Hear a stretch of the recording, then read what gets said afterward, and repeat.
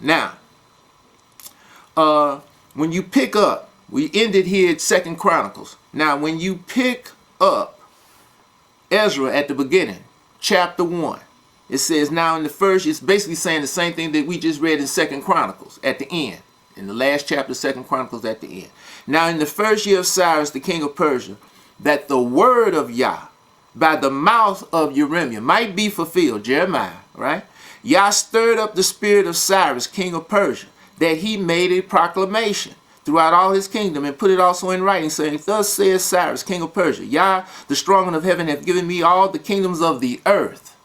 You hear with that? Yah had given him all the kingdoms of the earth, and he hath charged me to build him an house at Jerusalem, which is in Yehuda. Who is there among you of all his people, his strong one or his God be with him, and let him go up to Jerusalem, which is in Yehuda, and build the house of Yah, the strong one of Israel. He is the God, or strong one, all right, which is in Jerusalem. And whosoever remains in any place where he sojourns, let the men of his place help him with silver and with gold and with goods and with beasts, besides the free will offering for the house of Yah, or God, that is in Jerusalem. Then rose up the chief of the fathers of Yehuda, Benjamin, okay, and the priests and the Levites, with all them whose spirit Yah had raised to go up to build the house of Yah, which is in Jerusalem. And all they that were about them strengthened their hands with vessels of silver and gold and with goods and with beasts and with precious things, besides all that was willingly offered. Verse 7. Also Cyrus the king brought forth the vessels of the house of Yah, which Nebuchadnezzar had brought forth out of Jerusalem, and put them in the house of his idols.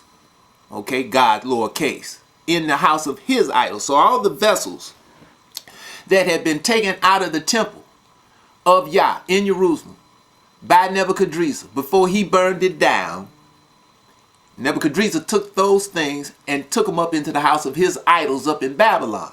Okay? So now, what does it say in verse 8? Even those did Cyrus, king of Persia, bring forth by the hand of Mithridates the treasurer, and numbered them unto who? Sheshbazzar, the who? The prince of Yehuda. Okay? Sheshbazzar, this is who Cyrus gave all of the artifacts that had been taken out of the temple of Yah before Nebuchadnezzar burned it down. When Cyrus conquered the Babylonians, you understand? He took all of those artifacts out of the temples of Nebuchadnezzar, of the Babylonians, where they had placed them with their idols. And he gave them into the hand of Sheshbazzar, who was who? The prince of Yehuda. Now, who is this Sheshbazzar? Okay? Sheshbazzar is Zerubbabel.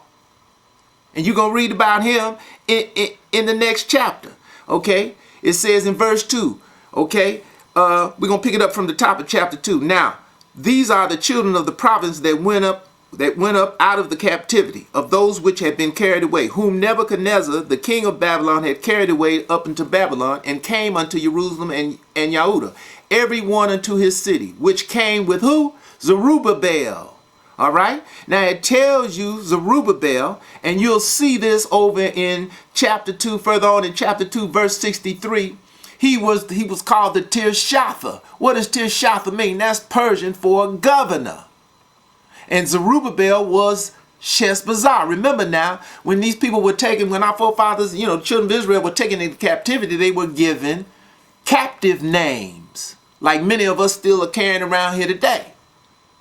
Okay, captive, we're going by a captive name. Well, Zerubbabel's captive name was Sheshbazzar. Just like if you go back into Daniel chapter 1 and read about the same captivity that Zerubbabel came, he was one of those that came out with Daniel, Mishael, Hananiah, and Azariah. As I said, their captive name was Shadrach, Meshach, and Abednego. And you'll read in chapter 1 Daniel where Daniel's name was changed from Daniel to Belteshazzar. Okay? So Sheshbazzar was Zerubbabel. And he was who? The prince of Yehuda. And this is who Cyrus gave these artifacts into his hand. Isn't that what we just read over here in Daniel chapter 9? The commandment came forth to who? The Messiah, the prince, the anointed prince. Messiah just means anointed. That's all it means. You can look it up. This is where you get Christ from. Okay? Christ just means anointed. Look it up. Doesn't mean anointed one. It just means anointed. Okay? And you had plenty of people who were anointed. All the prophets were anointed. You follow? Okay? You go back in the Numbers in chapter 22 in the book of Numbers, and you can see where a jackass was anointed to speak to Balaam. You follow? You understand? Many people are anointed today. All the people who know, who have come into the understanding that they're Israel, are anointed. Okay? But now it's time to turn from this idolatry. As I said, we go back here into chapter 9, Daniel, and it says what? We're going to pick it up in the middle of we'll pick it up from top of verse 25. Know therefore and understand that from the going forth of the commandment to restore and to build Jerusalem unto the Messiah the Prince. We just read that, didn't we? Over here in Ezra. The commandment came forth to restore and build Jerusalem unto the Messiah the Prince. The Prince of Yahud, who was who? Sheshbazzar. Sheshbazzar is Zerubbabel. So how is this talking about this idol of Christianity? It's not talking about that, but that's how you see these preachers and these pastors and these ministers, you understand, from the Pope on down, they'll tell you this is talking about Jesus over here in Daniel chapter 9. And all you got to do is go over here in chapter 1 Ezra, the last few verses in 2 Chronicles 36, the first chapter of Ezra, and you can see that's a lie. It's not talking about any entity called Jesus or Yeshua or YHWH. It's talking about Zerubbabel, whose captive name was Sheshbazzar. He was the Tirshatha or governor. You read all this in Ezra. Remember now, the first 6 chapters of the book of Ezra is flashback.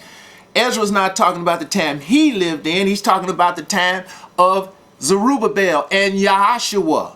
Because it was a Yahshua during the time of Zerubbabel. He was the high priest. Tells you all of this in the book of Zechariah. Okay? So now, let's go back over here in Daniel 9. What does it say? Verse 25. Now, it says, to restore and to build Jerusalem unto the Messiah the Prince, know therefore and understand that from the going forth of the commandment to restore and to build Jerusalem unto the Messiah the Prince shall be 7 weeks, 62 weeks, 69 weeks. So with 1 week left of the 70 years, the commandment came forth from Cyrus. This is what we just read over there in the book of Ezra, the last part of 2 Chronicles 36. Cyrus issued the decree to Zerubbabel, Sheshbazzar, and any and all of Israel that was under his dominion. But just for the 3 tribes that had been taken out in 606, it was for all Israel. Even the 10 tribes, all who wanted to go back, build this temple, was free to go. Okay? But now again, when we go over here to Ezra, all right, it's going to tell you,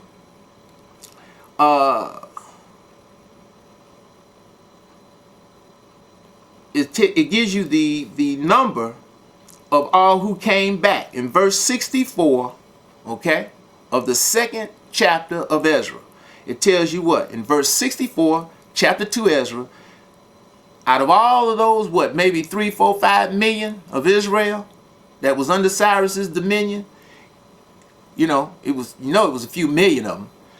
Look how many came back in verse 64. The whole congregation together was 42,360.